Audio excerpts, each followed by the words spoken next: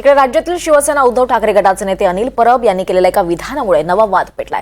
छत्रपती संभाजी महाराजांनी धर्म बदलावा म्हणून त्यांचा छळ झाला आणि पक्ष बदलावा म्हणून माझा छळ झाला असं विधान करत अनिल परब यांनी आरोप केल्यानं मोठी खळबळ माजली आहे। हे विधान करत त्यांनी स्वतःची छत्रपती संभाजी महाराजांसोबत तुलना केल्याचं सत्ताधाऱ्यांचं म्हणणं आहे आणि या विधानामुळे आता राज्यभरात संतापाचं वातावरण निर्माण झालंय। त्यामुळे नव्या वादाची ठिणगी पेटण्याची शक्यता आहे।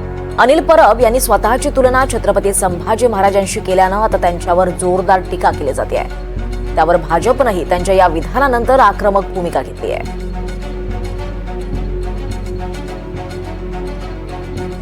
विचार वारसा जर कोणी चालवला असेल तर छावा बघा, मला पण बघा।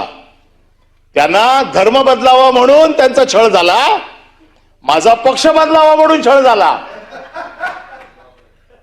ईडीची नोटीस, ईडीची कारवाई, सीबीआय, इन्कम टॅक्स, एनआय टाकलं नाही ना। मी पण तेवढंच कडक आहे ना। ते राऊत साहेब गेले, ते थोडे कच्चे निघाले, मी तुम्हाला पुरून उरलो।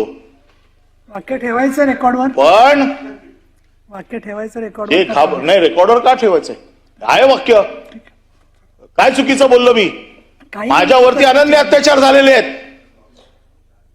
मी सगळं भोगलेलं आहे, पण मी देखील त्यांचा वारसा जपणार आहे। त्यांच्या वारशावरती बोलण्याचा हक्क आहे मला, आणि मी देखील माझा पक्ष बदलला नाही याचा मला अभिमान आहे। त्या छत्रपतींचं नाव तुमचं इकडे असायला पाहिजे होतं।